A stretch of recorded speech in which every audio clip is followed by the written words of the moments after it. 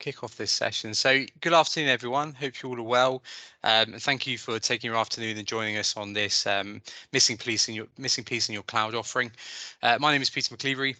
I'm one of the Azure pre-sales engineers here at Geocom, and I'm also delighted to be joined by two of my colleagues from the Azure practice, Luke Palmer and Danny Morfitt. So just before we get started, just to do a little bit of housekeeping. This session will be recorded and you will get a copy along with the slide deck within the next couple of days or so. If you have any questions, if I could just ask that you keep your mics on mute during this presentation. Any questions as we go through this, please feel free to pop those in the chat. We'll do a sort of a Q&A for about 5 or 10 minutes at the end if we get questions, and you're more than welcome to come off mute at that point and ask any questions face to face. So yeah, without further ado, let's get started. So what are we going to cover in today's session? So really this session is to look at what is that opportunity within Azure. This session is all around that sort of, taking your first steps, looking at it from a very net new Azure partner. What is that opportunity? How does that compare to maybe something that, I'm either hosting on premise or looking at new deployments? One of the key areas are things like migration, helping simplify that migration from whether it's another cloud, whether it's on premise, and using tools like Azure Migrate to really help with that. Another thing is that I think comes up more than most is pricing Azure, right? It's not the easiest thing to do. We understand your struggles here at Geocom. So one thing we'll go through today is how do you price up solutions in Azure? We'll look at the Azure pricing calculator. We'll run through a few scenarios there. What we'll also do is look at some other tools available, such as the TCO calculator, which can help you sort of take existing on-premise deployments and give you an idea and report what that same saving would be if you were to move that into a cloud environment with Azure. And just before we wrap up, we'll look at we've put together some enablement and resources, some sort of go-to-market and tooling that you can use. Like I said, you'll get a copy of this slide deck. So at the end of this session, once you get that copy, you'll be able to run through some of those materials and then also look at booking in some further sessions, either through your account manager or your sales contact at Geocom or via the presales@geocom.com email address. And then we'll just finish off with any questions. So before we get started with what that opportunity in Azure looks like, I did just want to outline and spend some time just letting you know as Geocom partners that we now have a dedicated Azure practice team of certified engineers to help you along that Azure journey. So we'll talk a little bit at the end about what we can offer as a practice and some of the things we do and don't do. But feel free, like I said, to contact us with any questions or opportunities that you have. Now you can either do that via your sales contact at Geocom, or there's an email address on the screen there. So feel free after this session, anything you need from an Azure perspective, reach out to us. It's free of charge. You don't need to pay for any additional service. We're here to support you and your customers in anything Azure. So what is the opportunity for you and your customers? So there's been some numbers published on what that market opportunity looks like for the next couple of years for both those sort of small to mid customers up until those mid to enterprise. And the key figure from this slide, which I just wanted to point out, was that sort of addressable opportunity figure. Now, the growth in public cloud, and I guess more specifically Azure in this case, over the past few years has been huge. We've seen some massive accelerations of our partners due to things like the pandemic, but that growth and acceleration is not stopping. If anything, it's getting more and more. And there's still massive opportunity for you that we don't want you to miss out on. And we're going to run through some options and some things that we can really do to support you with that growth.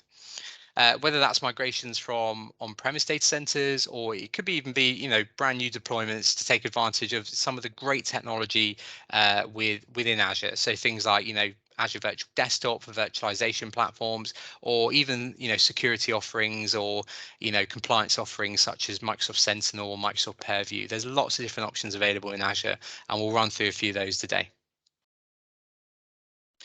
So for many of you, if not all of you here today, you will have some experience in selling Microsoft solutions, and I guess the main one is that Microsoft 365 license. It might even be things like Dynamics or Power Platforms, but all of these solutions, it's worth pointing out that they are built on the backbone of the Azure infrastructure and sort of sold and packaged up on that sort of software as a service model. So it's per user, monthly or annual now models with the new NCE. But with Azure solutions, they're sort of more custom built solutions that are built to serve a specific business need. Now, that business need could be things like hosting a website. It could be hosting a line of business application. A common one we see quite a lot is things like Sage or AutoCAD. It could even be things like, cloud copies or disaster recovery scenarios for servers. But unlike the Microsoft 365 model, the pricing is based on consumption, right? It's you get charged based on your usage against the Azure resource rate. Now, this can vary month on month based on obviously your usage. And, as much as that sounds very unpredictable, there are ways to make that, a more predictable cost per month. There's things you can put in place, such as budgets, cost alertings, to make sure that you're not getting any unexpected costs. And we'll run through that in a bit more depth when we go through the pricing calculator demonstration later. So what are those go-to-market opportunities? So, for me, I think the best way to describe Azure is it's a sort of toolbox of different service offerings that you can put together to help overcome a customer's business need. Now, that business need could be things, as we talked about, such as virtual machines for Windows Server. It might be additional storage, or it could even be things like, backup and site recovery.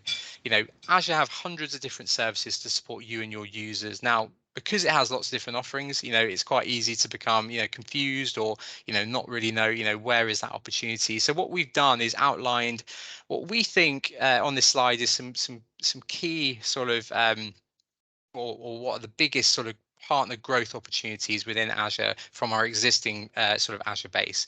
And I guess out of all of those, the key one I do want to point out, and we'll do a few slides on it later, is the Azure Virtual Desktop. That sort of virtual desktop solution offering a better native cloud experience for users. It's not running on Windows Server like RDS. It's running on a sort of true Windows 10 or 11 image. And it's just a better overall experience. And that's where we've seen, some of the big growth over the last sort of 12 to 24 months. And just lastly, before I hand over to my colleague Danny, I just again wanted to look at some key scenarios. And I guess those key scenarios can be broken down into those 4 pillars.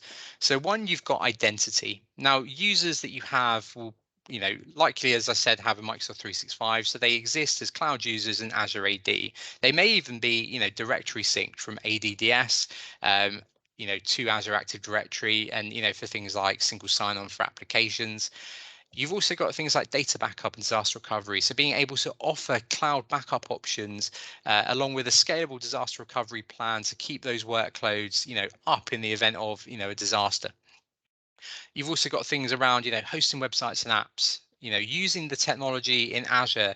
And there's technology such as one called Azure App Service, and you can quickly deploy and scale applications based on the demands of your users and your users.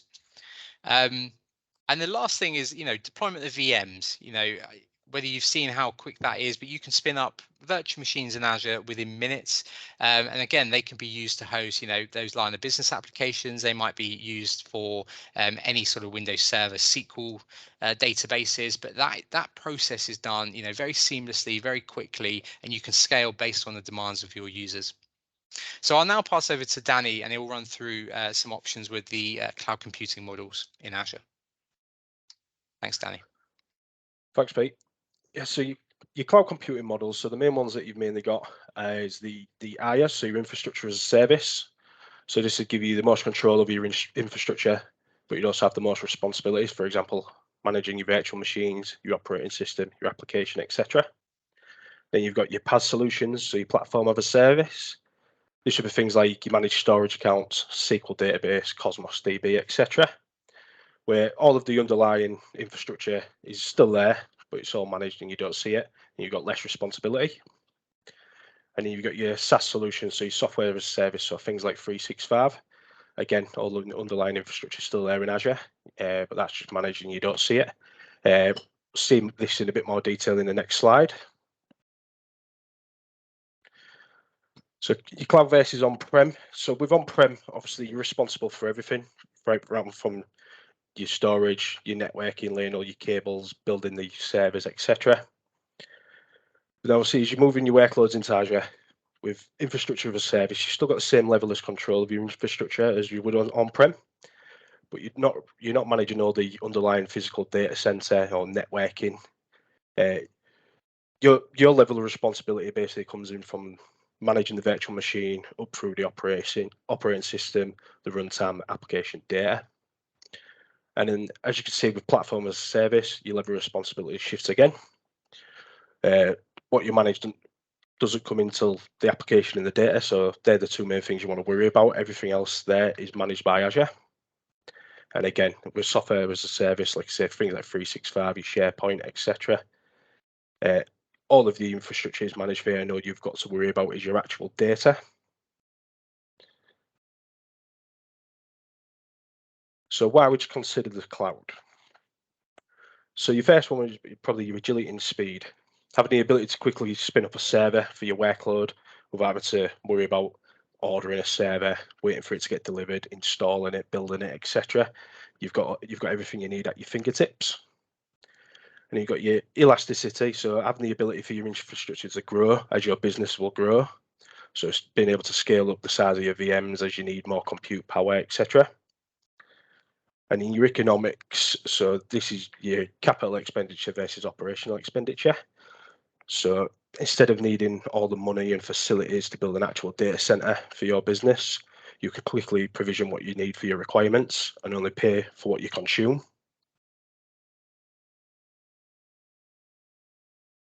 So Azure is made up of more than 100 data centers worldwide, with most regions having multiple data centers to use. Each data center runs 1,000 physical servers for compute and storage. Essentially, all you need to do is log into the Azure portal to be able to start using these services. Obviously, as the map outlines, you can see that Azure is basically covered worldwide.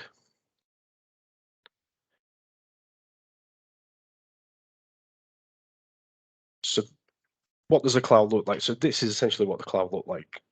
In the past, I've basically heard somebody say there's no such thing as a cloud. You're just using somebody else's PC. And to be honest, there's an element of truth in that, as Azure's just built up, like I said, of 1,000 data centers, hundreds of data centers with 1,000 physical servers, which you're essentially renting a piece of and connecting to.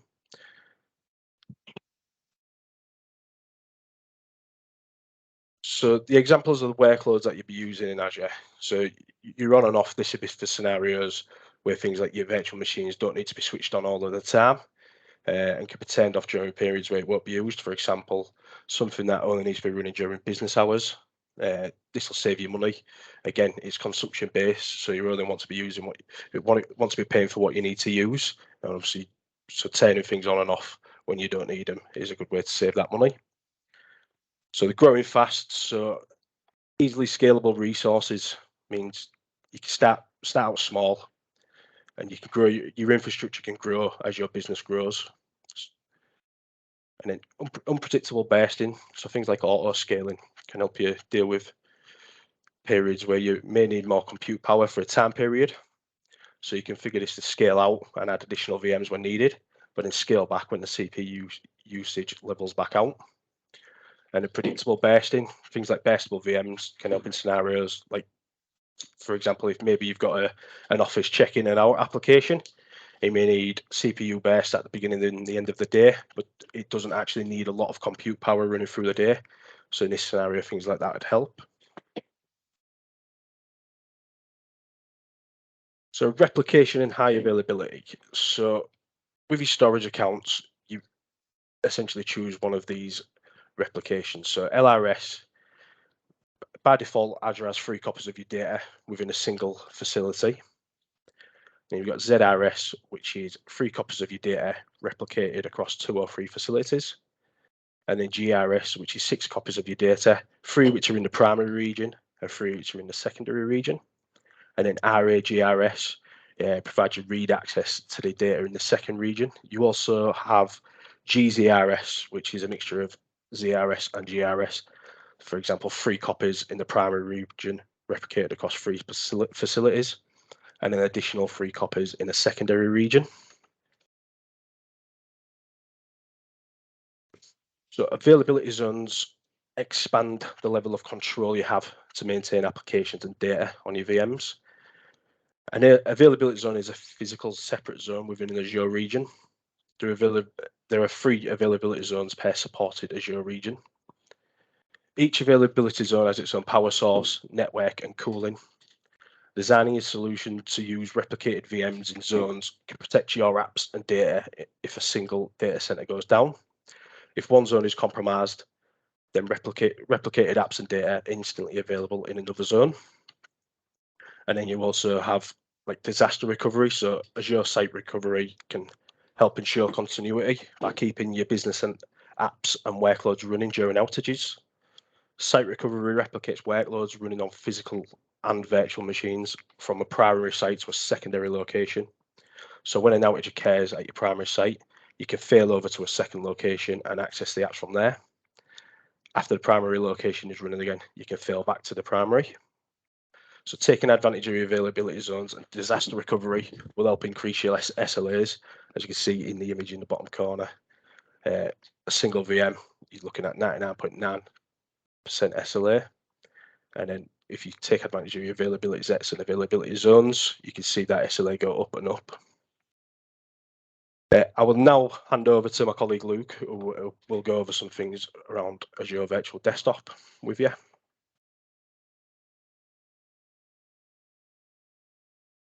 Thanks, Danny. Hello, I'm Luke. I'm one of the Azure pre-sales engineers. So just to run over Azure Virtual Desktop. So for those of you that don't know, Azure Virtual Desktop is a virtualized desktop infrastructure that sits in Azure. It's similar to a remote desktop service.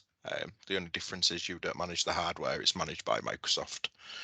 So some of the key benefits to running Azure and how it can help businesses on a day-to-day basis. It has the ability to set up a multi-session for Windows 10 or 11. And it's a deployment that delivers a full Windows experience along with scalability. It can scale in and out as and when required to give the users a more a better experience with less latency. And again, that can decrease as less users use that application pool. You can enable optimizations within Office 365 Pro Plus. You have the ability to migrate your existing RDS environment to Windows Server desktops and applications to any computers. Once you've become confident using Azure Virtual Desktop and deploying it, hopefully you'll have the skill sets to be able to deploy and scale it within minutes.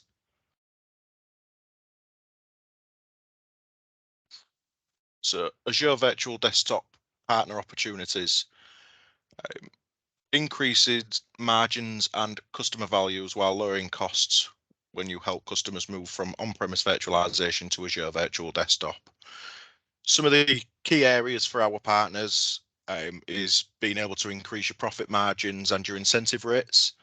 By doing this, as you can see on the diagram below, you can increase your profits from on-premise, such as your Windows Server, your RDS CALs. Within the cloud, you can increase profits on Windows and M365 licensing and your Azure consumption.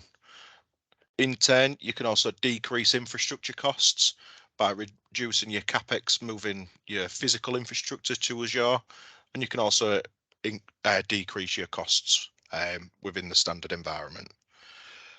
The benefits this has on our customers is you get comprehensive support, comprehensive offers which support Windows 11, 10, Windows servers, and Windows 7. You're able to deliver a full Windows 10 and 11 desktop capabilities, so it's ultimately like using a PC that you'd buy from the shop and use it as and where you can with an internet connectivity. Another benefit for the customers is the enablement to optimize costs by taking advantage of reserved instances, which we can cover a bit further down in a couple more slides, and by using multi-sessions for Windows 10. So AVD helps address specific business needs.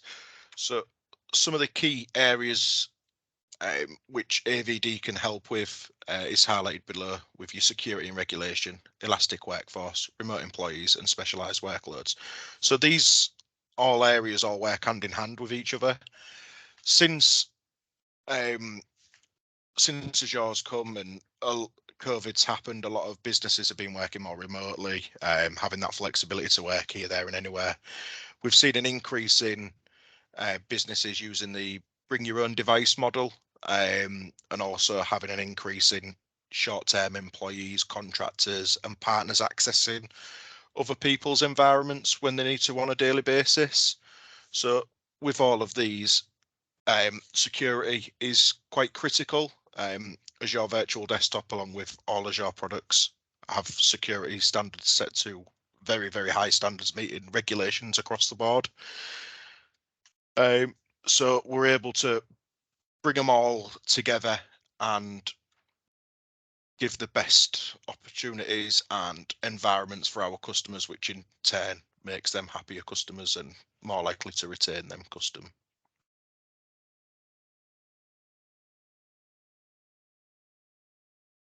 So a lot of customers are already eligible for Azure Virtual Desktop, and they probably don't realize that they've got the required licensing for that. One of the most popular licenses, which will give them access to have the required licenses, the Microsoft 365 Business Premiums. There is a list under the client part which has all of the Microsoft 365 packages which support that Azure Virtual Desktop license. One thing to be made aware of is there have to be that Microsoft 365 license, not the Office 365 equivalent. So that's something that's bundled in only the Microsoft 365. Customers pay for the virtual machines, the storage, networking consumed when the users are using the service, similar to like Danny mentioned previously with the Azure virtual machines. So again, customers can use Azure Virtual Desktop from wherever with that internet connectivity. And again, you only pay for what you use. So the pricing for Azure Virtual Desktops, again, very similar to the Azure Virtual machines. You only pay for what you use. You pay for your storage, your compute, and the networking consumed when you use as using service. You've got the flexibility to pick any VM within the Azure portal, and storage. Again, these all options are to match your situation and personal cases. When we start using Azure Virtual Desktop, we can see if that server or instance is the correct one for us. If it is and we're using it to its maximum capacity, and we don't need to increase the SKUs or decrease the SKUs. Another way to look at cost savings is having that reserved instances. So with reserved instances, you currently have a 1 and a 3 year option. And in these options, you can save up to 72%, whereas your pay-as-you-go model, you'll pay that full price. So your virtual instances, you have the flexibility to upscale and downscale them SKUs at the click of a button. Azure Migrate. Azure Migrate is a useful tool which helps migrating a current server environment, whether that's from your on-premise infrastructure, whether that's from another cloud hosting provider, into Azure. So Azure Migrate provides a simplified migration tool, moving all servers into Azure. All pre-migration steps such as discovery, assessments, right sizing of current server environments are included within Azure Migrate. Azure Migrate has a lot of integrated tools to help make the migration process as easy and as simplified as possible. Some of the tools which will help make your life easier when migrating your environments into Azure are the Azure Migrate Discovery and Assessment tool. So this tool, you run it on your current environment. It'll go through, discover, and assess your current on-premise servers and infrastructure, ensuring one, it's compatible with moving to Azure, and also the correct SKUs of what Microsoft would recommend you use in Azure. You have the server migration tool. it is what it says. It migrates your physical or other virtual service from another cloud provider to Azure. Azure Migrate is a free to use tool through the Azure portal. However, if you don't have access to that, you can purchase a third-party Azure Migrate tool.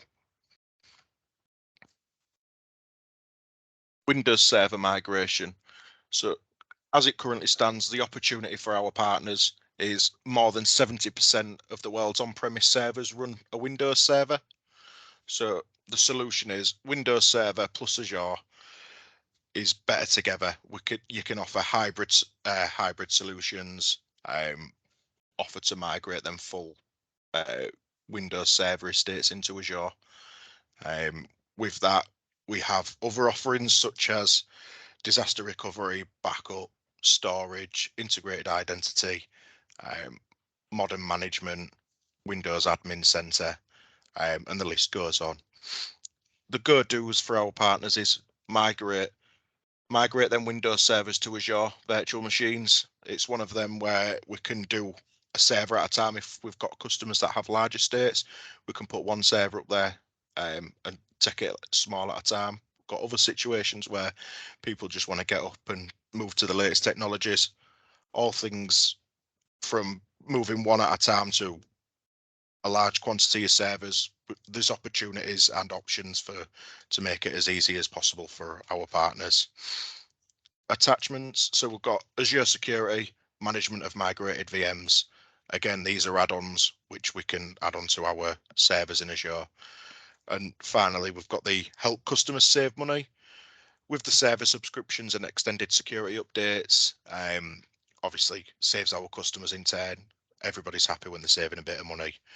One thing to highlight currently is Windows Server 2012 R2 becomes end of life October the 10th, 2023. Although this seems quite a way away, it's a year away, just under now. So one thing that Microsoft have offered is if we're moving them servers as is into Azure, they're extending support for an additional 3 years. So although a year seems quite a long way away, if we've got customers or a large quantity of customers with them server specs, now is the time to start planning and looking to move up to Azure or alternatively upgrading them to a supported operating system.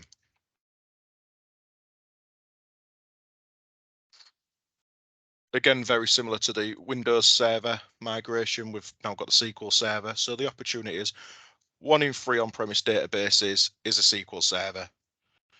98 of 100 run SQL Server. So the solution is Azure SQL database managed instances. We've got migrate SQL apps without changing code. So there are our 2 solutions within Azure. Your go-dos is migrate them SQL servers to either your Azure managed database instance or move them up, and as they are on-prem into Azure, sort of replicating them up. Again, helping customers save money.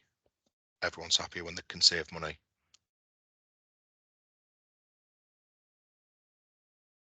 Perfect. Thanks, Luke. Appreciate that. So just before I move on to the pricing calculator, one key thing is making sure you're asking the right questions, when speaking with customers, especially those with, existing on-premise deployments, really to get them to start thinking and get the ball rolling really with that Azure conversation, especially if it comes from a cold start, asking them, what are they doing about their aging hardware? Is it time to replace that? How much longer does that infrastructure currently have? I think even if you've got, a good couple of years, left to run that on premise, migration sometimes on the planning stage can take a while, especially if you're, again, as Luke was saying, going through the migrate tools and making sure they're compatible. So let's start talking about it now, and maybe taking some of the strain away from your on-premise hardware and putting some of that into the cloud. It doesn't, as Luke was saying, it doesn't need to be a full big bang migration, should we say. It could be, taking some of that workload, having that in the cloud to ease some pressure on your existing infrastructure. Other questions to ask around, could this technology run more efficiently in the cloud? Again, with cloud technology, you can scale better than you ever could before, supporting, and growing business needs for your customers. Maybe it's more efficient in things like costs and being able to reach more customers. There's lots of questions that you can sort of have to start, thinking about and having, getting those sort of accelerations really to more of a cloud thinking first model. So now one of the key things, as I mentioned earlier, when looking at Azure is the cost. How much is it, and how can I find out how much this is going to be? So Microsoft have some tools for this, and one of the key tools is the Azure pricing calculator. Some of you on the call may have seen it, you may have used it. It's effectively a catalog of Azure resources that you can start adding together and getting some pricing for different components, and based on your inputs, it will give you an estimated monthly cost. Now, it's worth stressing that it is always an estimated cost, as it's based on consumption needs. So if your usage changes, then the price will change to match this. However, some costs are more fixed in. For example, if you look at a virtual machine, the pricing for, say, the compute and licensing element is based on the VM series, it's based on the size, and it's based on the hours you're running that for. It's the same with managed disks. You pay for provision space. So month on month, those figures, unless you change the SKU, or if you've got it running always on, there's no more hours in the day to have it on, it's going to be pretty static. It's those variable costs where you need to manage, and again, that's something we can help with. And we'll run through a bit more, on that on the demo in a second. But before I go on the demo, I just wanted, as I was talking about, there's not just the calculator tool to for pricing up Azure solutions. There's also another calculator tool within Azure called the TCO, stands for Total Cost of Ownership. Now, how this sort of differs from the pricing calculator is this is all around defining your existing on-premise workloads. You input the granular detail, things like, power costs, and then what it will do is it will produce a sort of full report comparing your the cost it would be hosting your workloads on premise compared to hosting in Azure. And you can do that and see that from a 1 to 5 year term. We've seen this tool be massively helpful for partners, as you can export them sort of massive reports and give them to your customers, which gives a sort of full breakdown of what those savings are. I think when you sometimes give quotes with Azure via the calculator, it's quite easily as a customer to, or even a partner sometimes, to look at the cost and say, that's 1,500 a month, as an example. Comparing that to buying a server, it's chalk and cheese. But when you factor in all those other costs that you don't necessarily think about at the top of your mind, then you start actually having that conversation. Do you know what? There are benefits of moving this over to a cloud solution, and a cloud solution with Azure. And these are some of the sort of optimization and pricing models. So you've got pay as you go, where you pay based on the instance, the size, and the hours that you're using that service for. It's quite flexible. You've also got things like reserved instances, and there is another sort of what's called an Azure Compute Saving Plan, which I'll talk about in a little while as well. But reserved instances is basically committing to a 1 or 3 year term, and by committing to a 1 or 3 year term, you're saving on the compute fee. Now, that applies for most compute resources, so things like virtual machines. There's other resources such as app service on certain SKUs where it applies for as well. So you can potentially save quite big savings on that compute. Everything else remains on a sort of consumption model. So, for instance, the storage and the Windows Server licensing it remains on a pay-as-you-go, static model, but you're reserving and saving money on the compute specifically.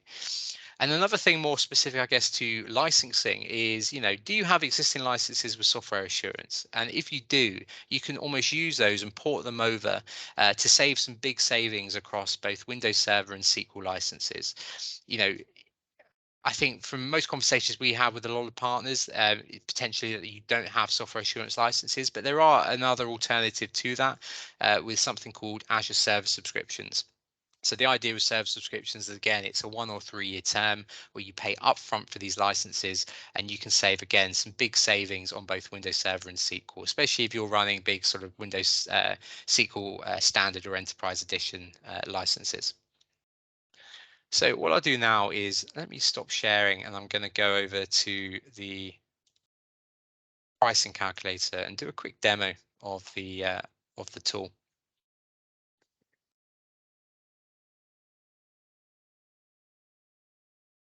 So hopefully you can see that all okay. Luke, can you just confirm that's showing? Yes, that's showing. Perfect, that's great, thank you. So this is the pricing calculator. I put a link to it in the resources section if you're not too sure where to find it. But as I was mentioning on the slide, it's effectively a big directory of different services that they offer in Azure. And what you can start doing is clicking on these services and start building out a quote to this quote sheet here. So if I scroll up the top, I've got all my different products. I've got some example scenarios as well. So it will give you some scenarios you can add. If any of these are relevant to maybe workloads you're working on, you can add the estimate directly rather than having to add them on independently. Once you're signed in, you will have, you can save estimates as well. So if you're pricing up solutions for your customers, you might save a few, again, come back to them at the point. And there's an FAQ document on there as well. So let's start building out some resources here and have a look at what the costs are coming to. So let's look at maybe something like a Azure virtual machine. So what I can do is click on this Azure virtual machine, and what it will do is add that instance to this quote. Now the first thing you'll notice is all the pricing is in dollars. So I'll want to scroll down to the bottom and change the currency to pounds. And if I come up here, you'll see there's a few things that I can do. So one is I can have multiple sort of quote sheets, if you will. So if I've got multiple customers that I'm trying to get pricing for, I can independently isolate each of them out.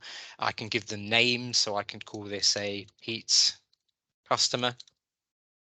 And then I can start defining my workloads. So if we look at a virtual machine to start with, for argument's sake, let's just say this is a domain controller. So I can give it a name to, again, show clearly which server is which, especially if I've got quite a big environment. I want to be able to define which one is which in that. I've got the option to select a region. So as we were showing through before in terms of Azure, you've got a whole bunch of different regions that you can use. Now these are all the ones that are publicly available.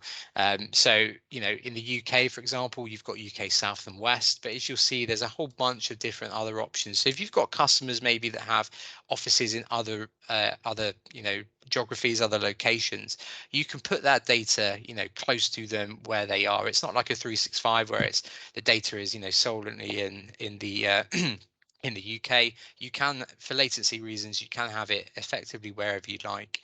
An important thing to note with that as well is pricing does change based on the region. So hosting something in UK, in East US, you'll notice is slightly cheaper than hosting it in UK South. So just make sure that region element is selected when you're pricing up quotes. But again, it's something that we can support you with. The other option is, operating system. So again, you'll have options between Windows and Linux, and I can select that. Notice that you haven't got the option to select the actual version. From a pricing perspective, that doesn't actually matter. You're just defining, whether it's Windows or Linux to include that Windows Server price, and the price of that is based on the hours and the instance rather than the actual version. I can keep it OS only, or I can add BizTalk or SQL is a popular option. And again, I can define this as, say, a SQL virtual machine if I wanted to, and include licensing. If you're running a sort of a SQL Express image, then you can just basically keep that as OS only because you won't pay for that within the licensing included. Tier wise, you would keep that always as standard. Basic tier offers some A series machines. Now, these can be quite good for things like proof of concepts and development and testing, but they shouldn't be used for any production workloads. They don't have any sort of SLAs on them, or, and if they require, they work quite nicely with things like spot instances. So, if they require that capacity back, you can get kicked off them. So it's better to go with the more standard offerings. And then you've got these sort of categories. So within Azure, you've got virtual machines to service certain workloads. So you've got general purpose machines, which are your more sort of B series and D series machines. And then you've got VMs to support things like whether it's GPU enabled. So for example, if I've got customers that are wanting to run AutoCAD, it's quite a graphics intensive piece of software. It would be better supported on a GPU enabled machine than it would be on something like a general purpose machine. So based on my requirements, I can define what that workload looks like, and obviously pricing will change based on that. But for this example, I could say, right, actually, I can go for a B series. B series are the sort of most lightweight machines in Azure. So not great for, big RDS or Azure Virtual Desktop environments, because you have sort of what's called CPU credits, which can get utilized quite quickly. But if you've got lightweight roles such as, domain controllers, file servers, maybe even a really small web application, you can use the B series machine and actually save quite a bit of money compared to its sort of general purpose D series equivalent. If you're not 100% sure, again, we can run through some proof of concepts with our own sort of environments. And again, we've tested a lot of these machines for, very different workloads, whether it's Sage, whether it's other line of business applications. So if you want any advice for that, please let us know and we can assist. And then you basically say, how many cores and how much RAM do I require? And it's, as you see, it's pretty ratioed in terms of, the requirements that you need. So let's go here for a B2MS. So that's a 2-core, 8 GB machine. Now in Azure, if I ever wanted more capacity, I could change the virtual machine instance up or down very flexibly. It's not sort of a constraint where I can only upgrade it. I could upgrade it to a different series type. I could downgrade it. I'm very flexible. The one thing that you can't be as flexible with are things like managed disks. You can upgrade managed disks size wise, but you can't downgrade them. So that's again something to just keep note of. And then you define how many virtual machines you require, and again the amount of hours that you're looking to run these for. So by default it's 730, which is considered always on. But actually, going back to say a virtual desktop sort of scenario, you could say, well, I might have workloads that actually are only running between a sort of 9 to 5 scenario. So I could factor in some, those hours based on a Monday to Friday. And then rather than paying, full whack, I will pay based on what, when it's on. Now, there's some costs in Azure where you would consider them persistent. So a managed disks is one of those. So whether the virtual machine is on or off, you will pay for that managed disk regardless, because that storage doesn't go anywhere. But by being able to automate the turn on and turn off of that machine, I can again say that I only need it for these amount of hours and therefore only pay for this amount of time, rather than having it available all the time and paying a high price for that potentially. In this scenario with a domain controller, you probably want to keep it always on, but again, different scenarios will match different different techniques, should we say. And you end up with two pricing here. So you've got the compute pricing and the Windows OS pricing. So again, by default, it'd be pay as you go, but some options in terms of savings on the compute. You've got reserved instances where you commit to a 1 or 3 year term.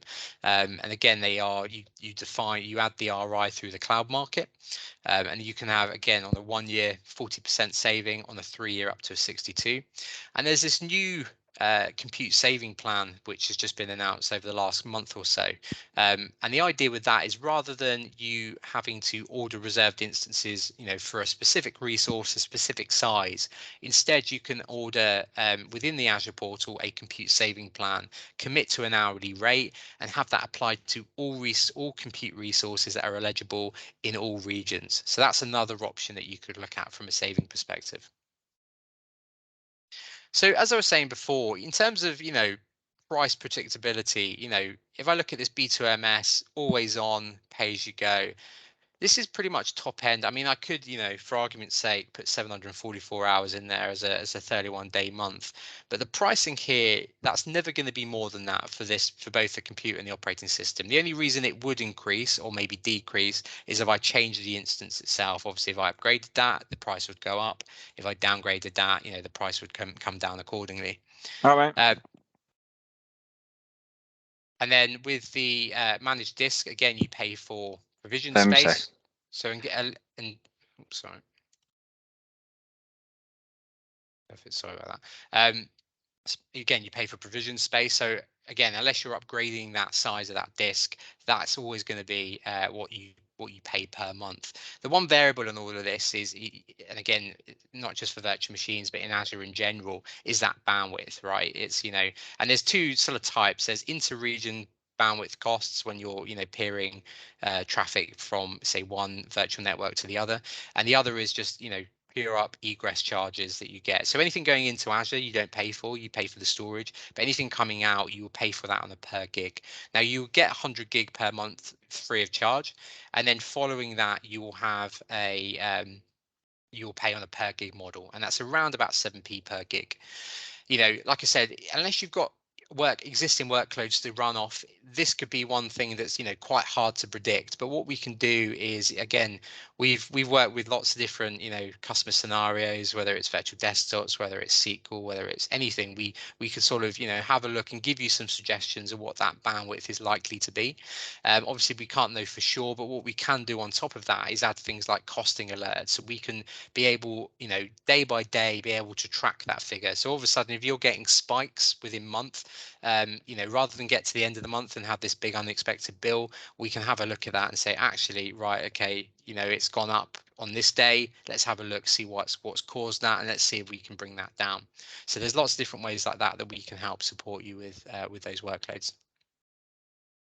So, on top of this virtual machine, there might be other components in Azure that I might want to think about. So again, a common one is something maybe like a virtual a VPN. And that might be for either a site-to-site connection with my on-premise network. It might be a point-to-site where I'm connecting directly from a client to my Azure network. And again, you've got a few different options. So obviously the region, you would have this as the same region as your virtual network. So always keep that the same. And then you've got two types. So VPN gateway, which is a site-to-site, point-to-site over the internet, encrypted. ExpressRoute is a sort of more secure encrypted connection where you work with a provider. And then you've got all these sort of different gateway types, starting from basic to gateway 1.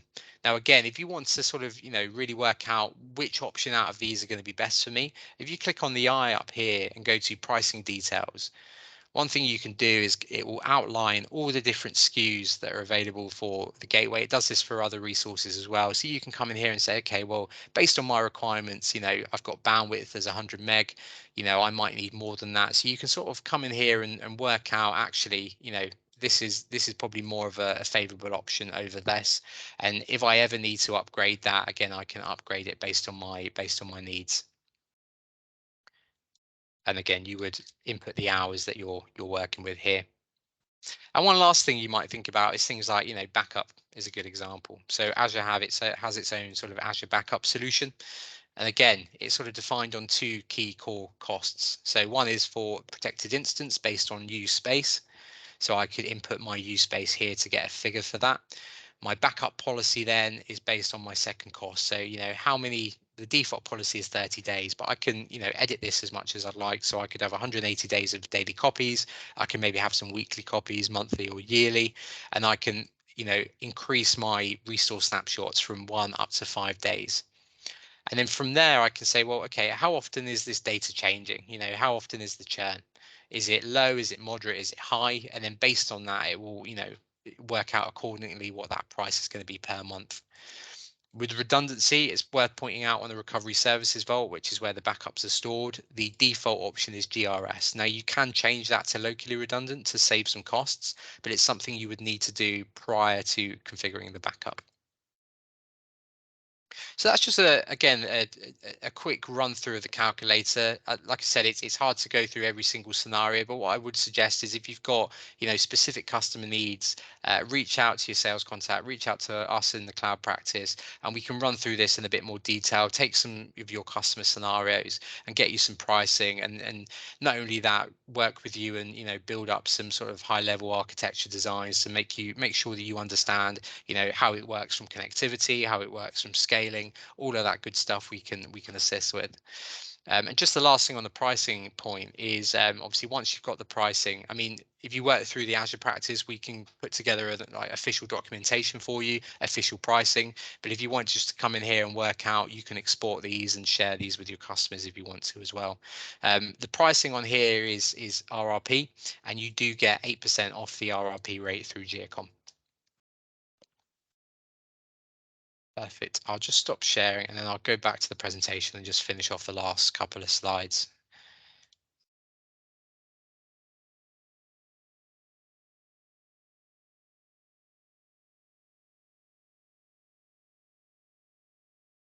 So just before we wrap up, like I said, we'll send out a copy of this slide deck, and through this you've got some, some go-to-market resources, some stuff from Geocom that we've put together.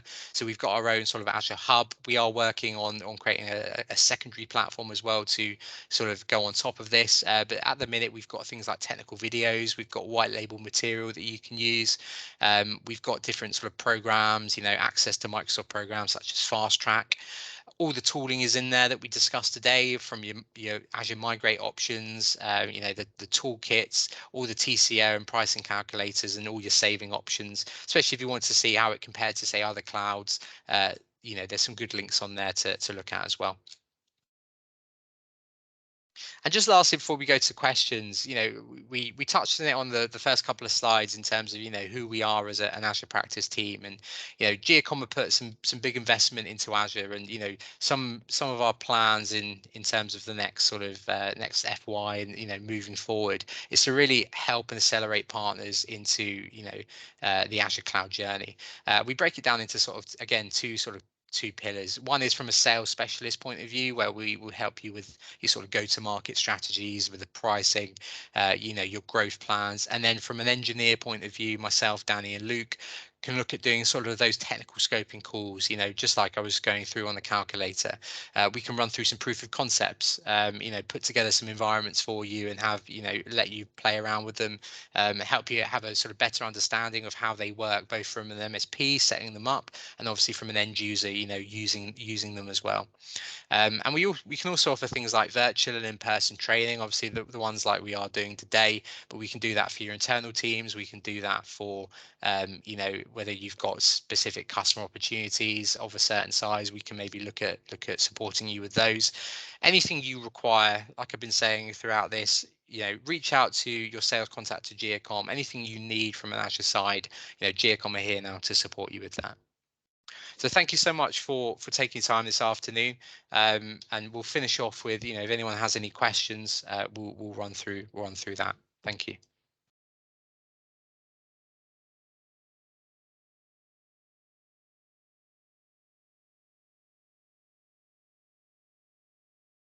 Perfect. I'm just going to have a look through the chat. So Simon asks, what would you recommend for RDS servers, please, for category?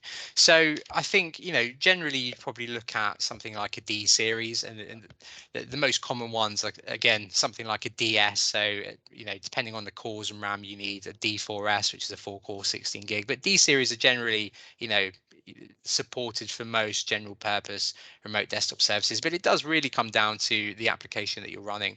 Like I was saying, if you've got something that's quite either graphics intensive, or maybe it's it's heavy with data mining or something like that, there might be another optimized machine that's better suited. But it mainly comes down to the application, the amount of users, and how you're looking to host that. But the D series is, I would say, mostly fine, unless you've got something that's a bit more optimized. Yeah, no problem.